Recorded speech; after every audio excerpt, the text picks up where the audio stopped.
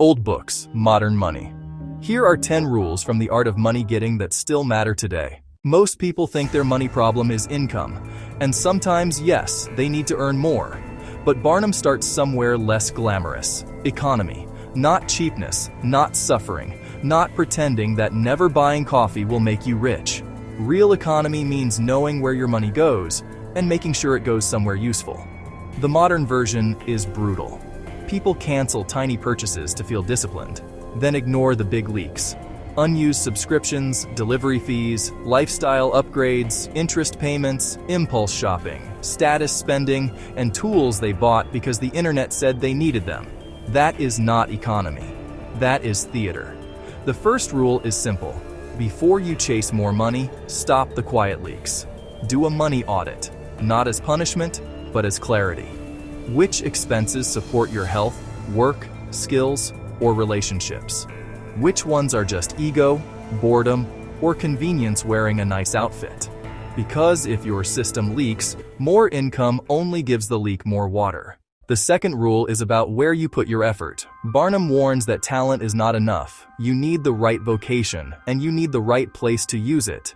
Today, that means skill fit and market fit. You can be hardworking and still trapped if your work does not match your strengths. You can be talented and still invisible if the market does not value what you are offering. A great writer buried in generic admin work may look average. A strong teacher in the wrong company may look replaceable. A good product shown to the wrong audience may look like a bad idea. The lesson is not follow your passion in a vague way. It is more practical than that. Ask, what can I become unusually good at? And where are people already paying for that value? Money likes usefulness, but usefulness has to meet demand. The third rule is debt. Barnum's warning still feels painfully current. Debt can turn money from a servant into a master. Now, this does not mean every loan is bad. A productive investment is different from financing things that are already eaten, worn out, forgotten, or replaced. The danger is consumption debt. Credit cards, buy now pay later cards, lifestyle upgrades financed by future stress, purchases that feel small in the moment, then quietly claim next month's freedom. The real cost is not just interest, it is lost options. When your future income is already promised to yesterday's decisions, you cannot move freely. You cannot take the better opportunity.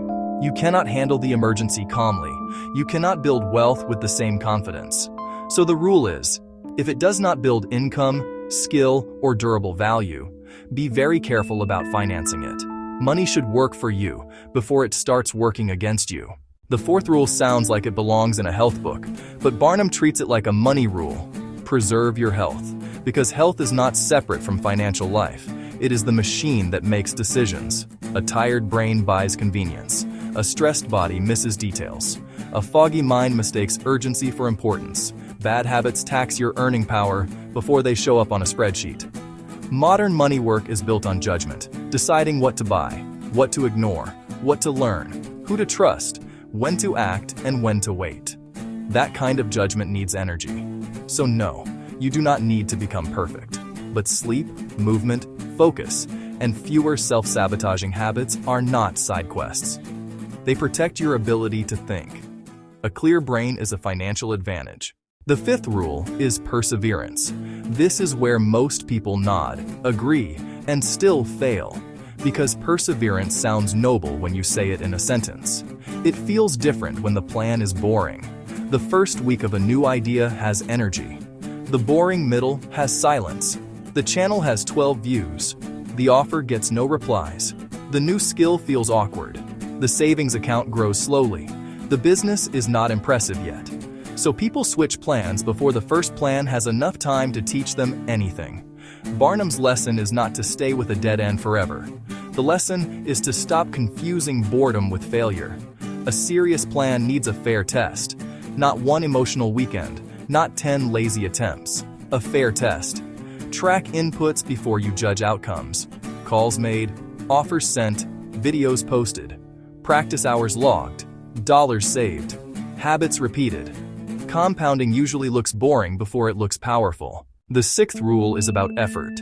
Barnum's point is blunt. If something is worth doing, do it with all your might. The modern translation is not work yourself into the ground. It is Stop giving half effort to things that matter. Half-done work is expensive because it trains people not to trust you. A sloppy portfolio, a vague resume, a late delivery, a product page with no clarity, a rushed video, a client update full of mistakes. None of these scream disaster. They just quietly close doors. Reputation is built in details people notice before they ever meet you. So the rule is, pick fewer important things and finish them properly. Proofread. Test. Follow up. Make the offer clear. Make the work solid. Do not ask the market to reward work you did not respect enough to finish well. The seventh rule is one every founder, freelancer, manager, and creator should hear. Do not outsource your judgment. Barnum argues that you need personal knowledge of your own business. In modern terms, delegation is not disappearing. Yes, you can hire help. Yes, you can use tools. Yes, you can build a team. But if you outsource ads without understanding the numbers, bookkeeping without understanding cash flow, editing without understanding the audience, or fulfillment without understanding quality, you are not leading. You are guessing. You do not need to do every task forever, but you need enough hands-on knowledge to spot trouble.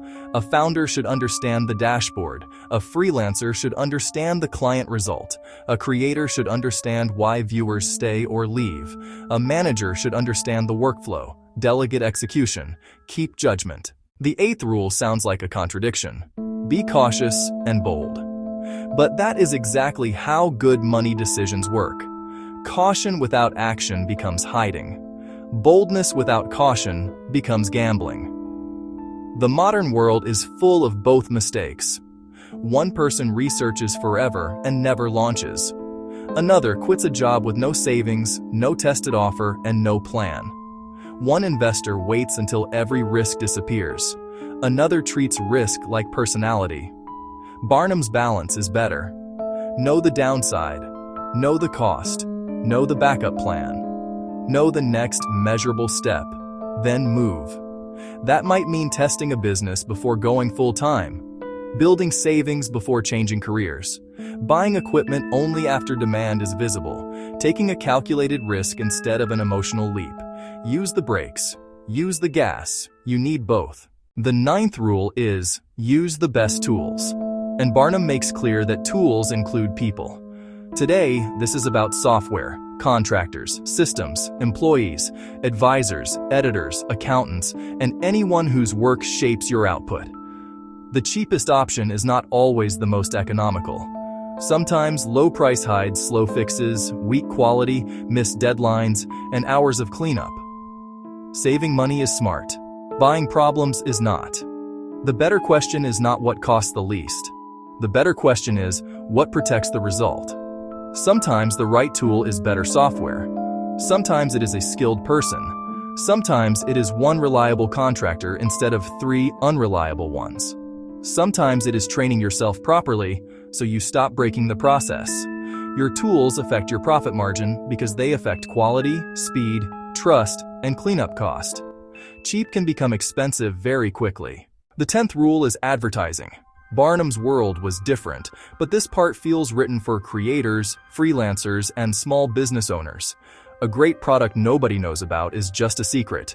If you have something valuable, people need to see it, understand it, and trust it. But the second half matters. The offer has to be real. Marketing is not magic. It is visibility plus proof. Show the problem. Show the result. Show why the offer deserves attention.